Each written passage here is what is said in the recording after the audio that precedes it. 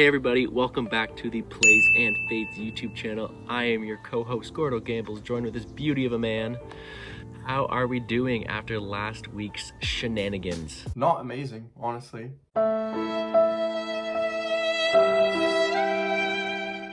Not amazing. Not amazing? Oh, come on, man. No. You know what? We have made some great predictions. We had some great plays. We just had our sizing wrong, and that's okay. We live and we learn. I think it was a great night of fights still. A bit disappointing in the main event. Yeah. But you know what? We called a lot of things really well, especially in our betting videos. On the DFS side, it was only one underdog won the entire night. So it was one of those things where it was so hard to build an optimal lineup because you had no idea what was going on.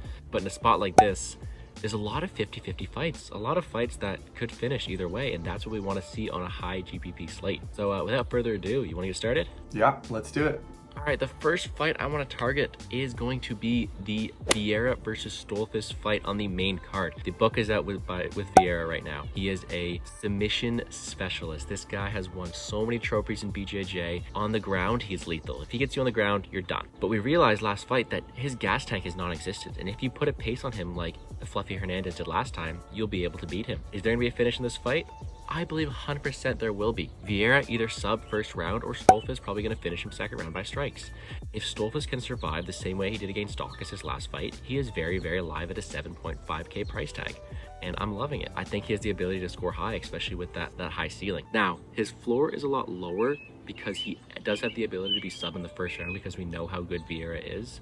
But it's one of those spots where if he does win, he will score very high and is a great GPP option. Another underdog I'm really liking on the slate is Billy Quarantillo. He's facing a guy, Benitez, who is a great striker, and we know that, but he has faced a lot of cans, and it's one of these guys who hasn't faced the best level of competition, so we don't know how he's going to do. And you have a guy, Quarantillo, who pushes the pace, pushes the presser, who can absorb these strikes. Quarantillo definitely has a path to victory here. If Quarantillo sticks to the game plan, if he can take Benitez down, if he can cut off that range, I think he's very, very live at 7.7k. Now, my favorite pay-up option of the week is actually a women's fight. I'm taking Amanda Lemos here. She showed great improvement. She's been an absolute killer at 115, and she's facing someone in Montserrat Ruiz who just is this one-trick pony. If you can survive that head and arm takedown, it's an easy win because Montserrat just absorbs all these punches, and we know Lemos has the power to put her out there. She's also got a nasty ground game, so if Conejo does want to go there, it's somewhere where Lemos can definitely get a finish here. She's very live for a finish, and even if she's not finishing, she's putting out so much output that she will be live, especially at a 9.3k price tag. There's not that many fighters up at that expensive range that I exactly love this week, but Lemos is definitely one of them. Now, we've talked about 3 core plays I'm liking on the slate. How much ownership do you think we have to have of the main event on Saturday? Well, the main event this week's an interesting one, right? I mean, obviously you have Makhachev, who's a huge favorite and who's been a dominant fighter in a lot of his previous fights. The guy's coming up in the UFC world against Moises, who has had some success, but not to the same level as Makhachev.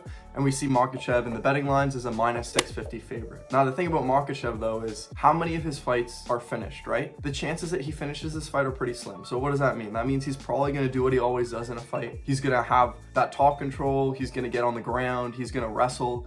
He's going to keep position, and he's going to dominate this fight. But the reality is that in DFS, that might not be the best for you. He's at a huge salary at 9.4k, and chances are he's going to get you this win, but it'll be hard to get optimal with him in your lineup because he probably will have less points than a lot of other winners who might get KOs or might get finishes inside the distance.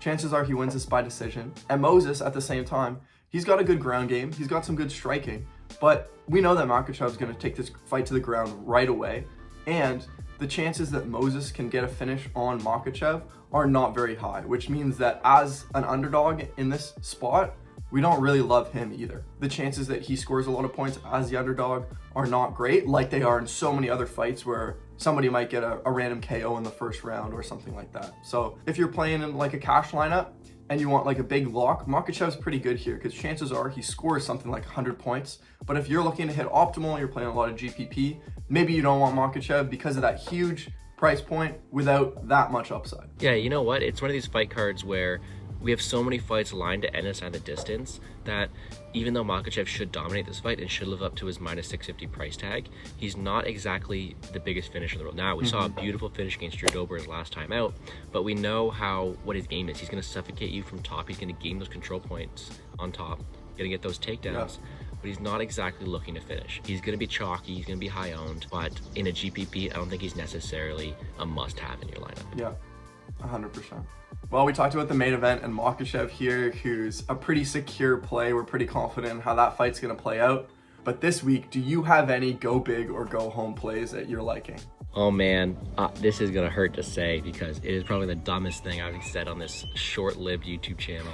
But why is Malcolm Gordon appealing to me this week, man?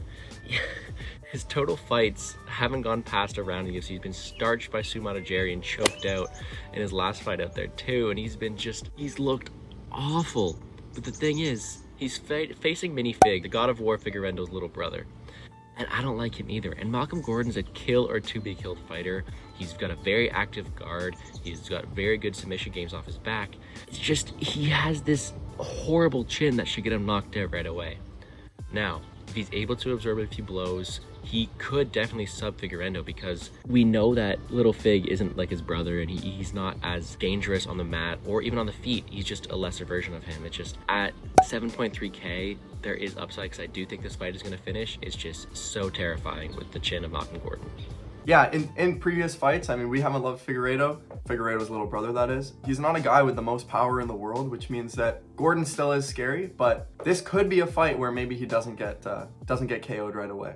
Now, another thing too is Figueiredo wasn't able to put out Jerome Rivera. He actually made Jerome Rivera look very competitive in his last fight, and we know the struggles that Jerome Rivera has had in the UFC. Yes, we do. So we know that Malcolm Gordon has faced two high-level prospects, and I do not hold Figgy to the same high caliber as those prospects he's faced. So it's one of these spots where I'm very excited to see how it plays out. It's a very dangerous GPP play, but if you're feeling risky, throw it in there. And if you take Gordon, you might be able to afford this next play we're going to talk about. Yeah, man. Nascimento at $9,000 is a very good pay-up option here too. He's facing a guy in Alain Boudreaux who's got some great promise in terms of he's got some great hands. He's training with Cyril Gane. He's got a lot of potential. It's just we see how much he lacks his ground game, and Nascimento has done a great job on the ground, and I think that he's definitely live to finish here by sub if he does get him down. And at 9K, it's one of these fights where both fighters, all their wins have come by finish. So I don't think this is one where we're gonna see a decision. It's gonna be one of these fights where it's gonna finish early, it's gonna score big, and I'm liking Nascimento on this side here. You know UFC heavyweights, there's always that opportunity for big scores on either side. I mean, that really rounds out my core plays for the week. We got two very good paydown options in Stolfus and in Billy Quarantillo, and three very good pay-up options in Makhachev, Lemos, and Nascimento. But it's one of these cards where a lot of fights can go either side. I don't mind Gamrot either at his price tag. It's a really sketchy card in terms of betting and DFS, so be careful out there. And yeah, you got any final words? I mean, obviously last week was a huge weekend in the UFC. We really liked a lot of the plays, and we liked a lot of our DFS options. A lot of them worked out, some of them didn't, admittedly. A little bit less of an exciting weekend this weekend, but we still have some plays that we like that we talked about, and we're still hoping to make some money. Yeah, man, I totally agree. You know where to find us on Twitter, on Instagram, my Twitter, Gordo Gambles, and you know what? Let's make some money.